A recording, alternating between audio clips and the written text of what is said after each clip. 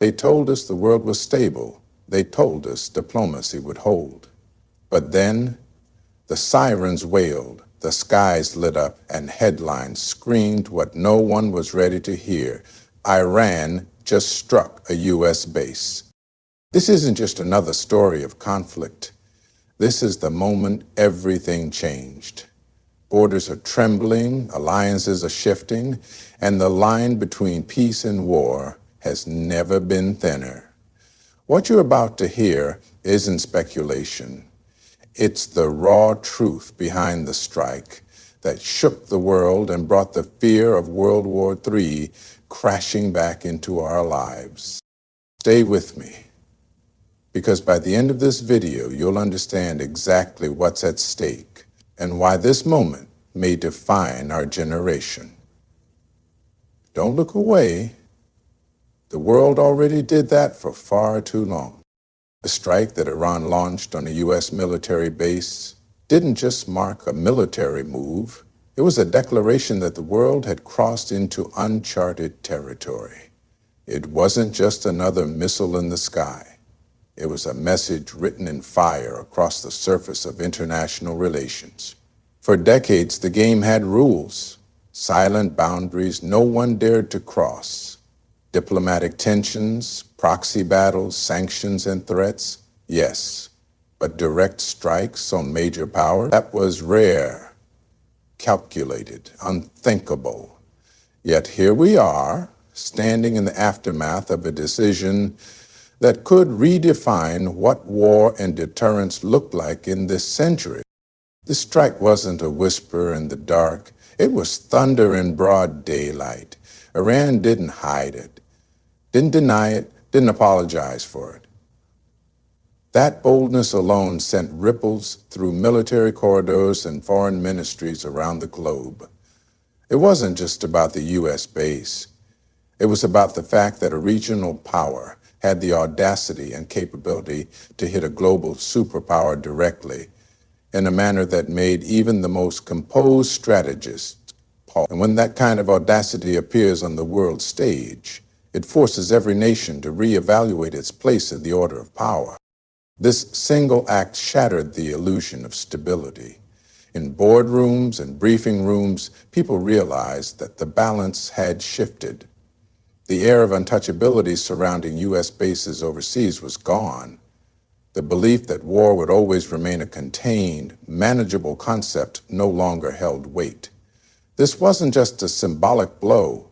It was a physical one that could escalate into a series of global responses if not handled with surgical precision. The red lines, once bold and clear, were suddenly blurred by smoke and flame. The world has grown used to the theater of war, the threats, the posturing, the media spin. But this was different. This was real. This was steel against steel. What makes this moment so critical is that it didn't come from a rogue actor or a stateless militia.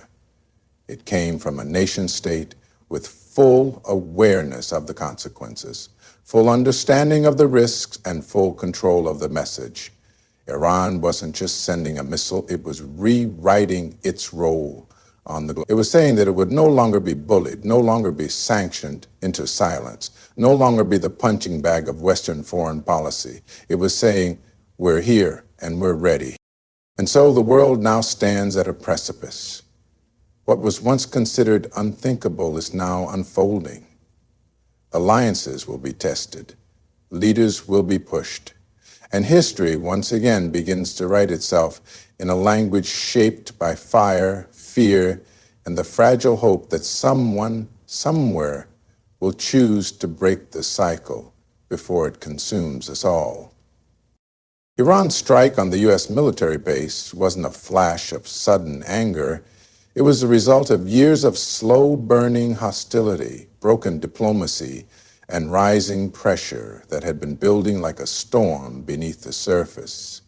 To understand this moment, you have to go back to the unraveling of the Iran nuclear deal, back to the imposition of crippling sanctions, and back to the night when General Qasem Soleimani, one of Iran's most powerful military figures, was killed in a U.S. drone strike. That moment was more than just a tactical operation. It was an insult etched deep into the memory of Iran's leadership and people. It shifted the tone of confrontation from political to personal. It turned strategy into vengeance. Iran didn't respond immediately, at least not in the way the world expected. Instead, it waited, watched, and absorbed. Through cyber warnings, missile test demonstrations, and regional influence, Tehran let the pressure simmer while recalculating its next move. But when it did act, it did so with deliberate timing and direct clarity. This wasn't about making noise. It was about sending a message. The years of threats, assassinations, economic strangulation, and regional isolation had reached their boiling point. Iran chose not to act through proxies or hidden channels. It chose to face its opponent directly. And that choice speaks volumes about what this strike truly meant. The strike was a statement of survival, a declaration that Iran would not sit quietly in the face of what it saw as one-sided aggression and global humiliation. The sanctions had choked its economy, the media had demonized its image, and its sovereignty had been consistently undermined. From their perspective, the world was not listening, so they decided to make the world listen. When the missile left Iranian soil, it carried decades of grievance. Decades of being talked down to, policed, and provoked without equal opportunity to defend its own narrative. The killing of Soleimani was a turning point not just for Iran but for the region. It lit a fire under every buried frustration, every ignored plea for respect, every violation of space and voice. The retaliation now wasn't just for one man. It was for the years of feeling boxed in by global powers who believed Iran would never dare push back. And in choosing to push back not through words but through military action, Iran rewrote the rules of engagement. It said enough. Enough silence, enough submission, enough waiting for justice that never comes. This wasn't a moment of madness. It was a moment of clarity, drawn from years of escalation without empathy. It was a breaking point dressed as strategy. Iran didn't lash out blindly. It hit the exact place that would echo loudest.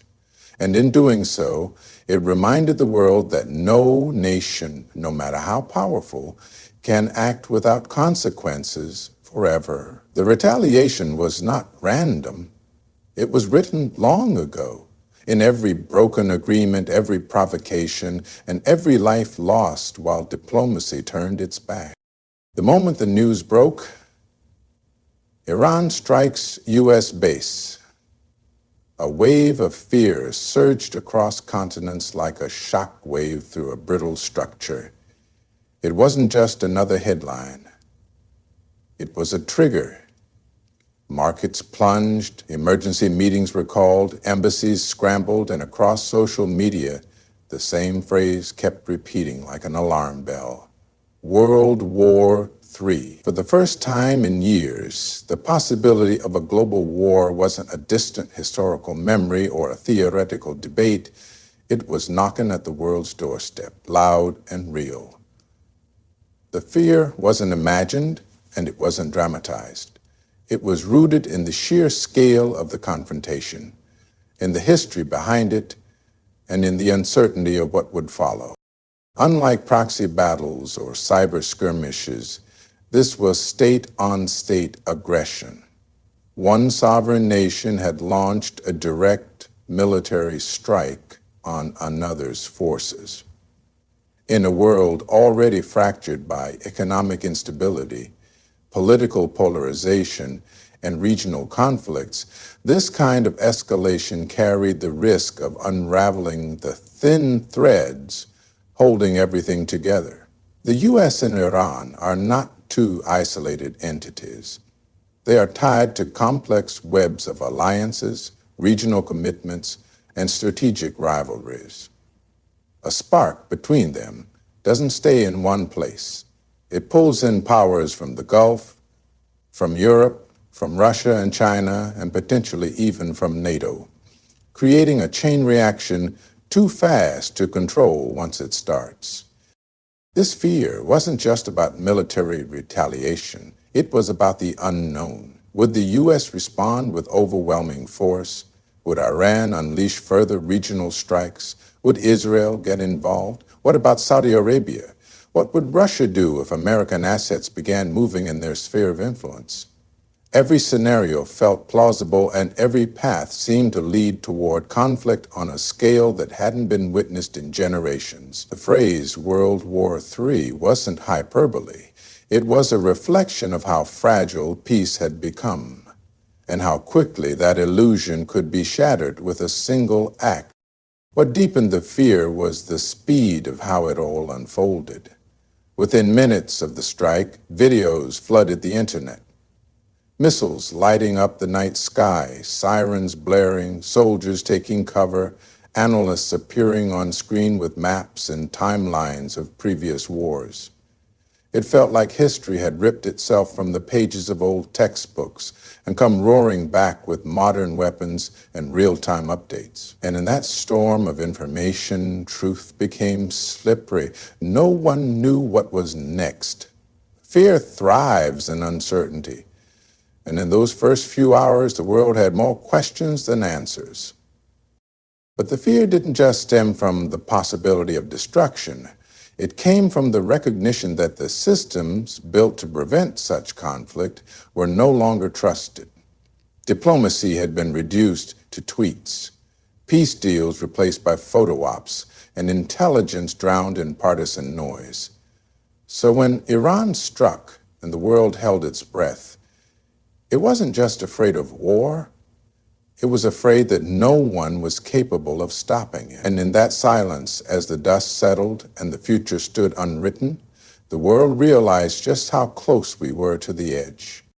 The strike on the U.S. base by Iran shattered more than concrete and steel. It shattered the myth of American military invincibility. For decades, the United States has positioned its bases around the globe as untouchable fortresses, outposts of power, built on intelligence, precision, and the promise of overwhelming retaliation. But in one explosive moment, that image cracked. Iran's strike wasn't just about delivering damage. It was about sending a clear message that no place is off limits when the stakes are survival and sovereignty. The symbolic weight of that moment far outweighed the physical destruction.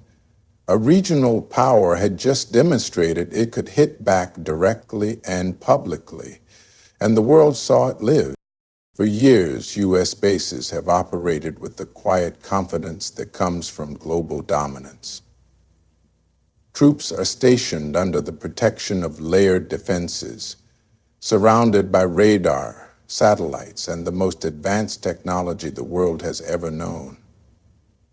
But even with all of that, Iran's missiles landed, and that raised the kind of questions nobody wanted to answer. Questions about how ready the U.S. truly is, about the reliability of its intelligence network, and about the political leadership behind these decisions. How did a heavily fortified installation become vulnerable? Was it arrogance, miscalculation, or had America underestimated Iran's capabilities for far too long? The psychological impact of this event reached deeper than military circles. It sent tremors through the national psyche. The idea that even the most powerful military machine in history could be hit, that the illusion of safety could be pierced so publicly, was unnerving.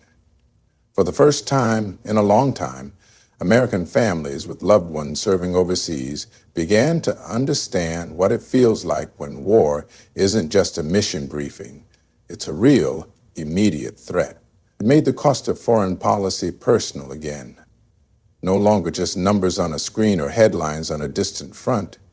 It became about human lives caught in the crossfire of pride, power, and politics. And this vulnerability didn't just expose a base, it exposed the strategy. It forced the Pentagon and the White House to face uncomfortable truths about deterrence, risk, and global reputation. If the United States could be hit, then others might feel empowered to try the same.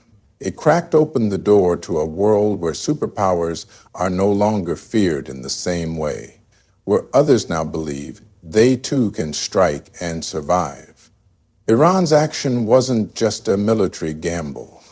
It was a calculated move to redefine the boundaries of confrontation, to show that might doesn't guarantee immunity, that boldness, even when it comes from a smaller nation, can still force the giants to step back and reconsider. This strike didn't just change the battlefield, it changed the narrative. And in today's world, sometimes the story is more powerful than the weapon. When Iran struck a U.S. base, it wasn't just the West that turned its eyes to the skies. It was the entire Muslim world that stopped and watched, and not with fear, but with rising emotion. For decades, Muslims across the globe have seen their lands turned into battlegrounds, their leaders toppled, their people branded and bombed, from Iraq to Afghanistan, from Libya to Syria. One nation after another has tasted the bitterness of foreign intervention, often under the banner of freedom, democracy, or security. But what many Muslims saw in those years wasn't liberation, it was destruction, humiliation, and the erosion of sovereignty. So when Iran, a Muslim-majority nation long seen as defiant and cornered, dared to strike back, not with proxies or protests, but directly and openly, it triggered something deep inside the collective Muslim consciousness. This wasn't just a military maneuver. For many watching in the Muslim world, this was a symbolic strike, a moment of standing up to decades of one-sided power, of saying enough on a global stage that rarely listens to Muslim voices unless they are in pain or silence. It wasn't about supporting Iran's politics or ideology. It was about seeing someone push back against a system that had long operated with impunity. People from Morocco to Malaysia, from Turkey to Tunisia, discussed it not just as an act of war, but as an act of dignity. In streets, in mosques, in online spaces, the conversation wasn't about missiles, it was about meaning. For too long, Muslims have watched their homes become footnotes in geopolitical games. Drone strikes, sanctions, invasions, all have left scars that the media often overlooks. But this time, a strike didn't come from the West. It came from within the Muslim world. And whether one agrees or disagrees with Iran's policies, many could not deny the shift in power dynamics. It was a moment where Muslims felt like they weren't just being acted upon, they were acting. And that psychologically changed the tone of global discourse. The youth especially took notice. A generation raised on images of their people suffering, fighting for breath, struggling for recognition, now saw a headline that didn't spell victimhood, but resistance. It may have been a military operation, but to millions it was a message: the world's tables are turning, and the Muslim world is no longer merely a backdrop to someone else's war. It can write its own script, speak in its own voice, and if pushed to the edge, it can hit back. This doesn't mean Muslims want war. In fact, most yearn for peace, for dignity, for freedom from the chaos that's plagued their lands for decades. But they also want fairness. They want their lives to matter as much as any others. And for once, even if through the fog of conflict they felt seen, not as victims, but as participants in shaping what comes next. That feeling, however brief, left a mark. One strike didn't just impact politics. It stirred a quiet, growing sense of pride that the world may not have expected, but can no longer ignore. The moment Iran struck the U.S. base, the world didn't just witness a military escalation. It arrived at a crossroad where two paths stood wide open, the road of uncontrollable escalation or the path of hard-earned awakening. In every major turning point of history, there comes a moment where humanity is forced to decide whether it will repeat its worst mistakes or learn from the pain it has caused. This was one of those moments. Because what happened wasn't just about Iran and the United States, it was about a world system stretched thin, showing its cracks under the weight of unchecked power, pride, and provocation. The fear that followed wasn't irrational. It was the sound of an old world order creaking under pressure, and people around the globe sensed it. The question now was not just what happens next, but who are we becoming? War in the modern age doesn't only destroy bodies, it erases trust, it deepens divides, and it creates generations shaped by trauma rather than hope. Yet here, the world stood again on the edge of that same cycle. One strike could lead to retaliation, retaliation to escalation, and escalation to chaos on a scale we claim to be too civilized for. But maybe this is the very moment civilization is tested.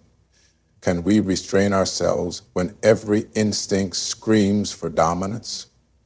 Can we walk away from the edge when so much has already been invested in aggression? That's not weakness. That's evolution. Because real strength isn't in launching missiles.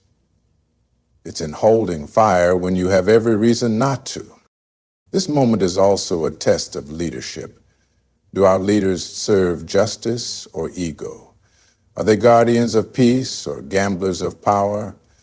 The people of this world, whether they live in Washington or Tehran, New York or Baghdad, deserve more than speeches and threats. They deserve vision.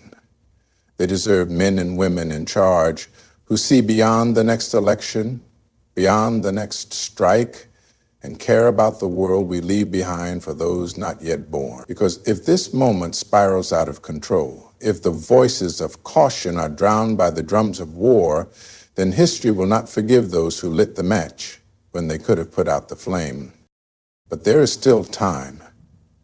There is still a chance for awakening, for reflection that turns into action, for confrontation that births conversation. This is a moment when the world can say, we've seen what comes of war, and we choose something higher. It won't be easy. The path of peace never is. It requires humility, courage, and the willingness to rise above vengeance. But if there was ever a time to choose something better, it is now.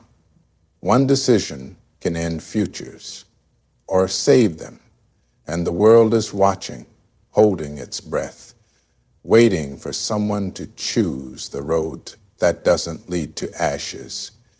Because if we don't, we already know how this story ends, and we owe it to ourselves to write a different ending. This wasn't just a missile launch. It was a mirror held up to the world, a test of leadership, a test of restraint, and a revelation of how fragile peace truly is when power is left unchecked. Iran's strike didn't just shake a military base. It shook the illusions we've all lived under for too long. The illusion that strength means safety, the illusion that war can be controlled, and the illusion that the powerful will never be challenged. Now the world stands at a breaking point. Either we spiral into a darkness we've seen before where generations are lost to pride and blood, or we rise for the first time in a long time with clarity, with the courage to do better. Because if we don't stop the fire now, we may not survive what it burns next. This is not just Iran and the U.S. This is humanity at a crossroads, and history is watching. To each one of you who stayed till the end, thank you. In a time of noise and fear, You chose to listen, to reflect, to question. That takes courage. May your voice carry truth, may your heart carry justice, and may your mind always seek what's right, even when it's hard. Good luck to the thinkers, the peacemakers, and the fearless souls who refuse to accept war as the only answer. This world still has hope because you're in it.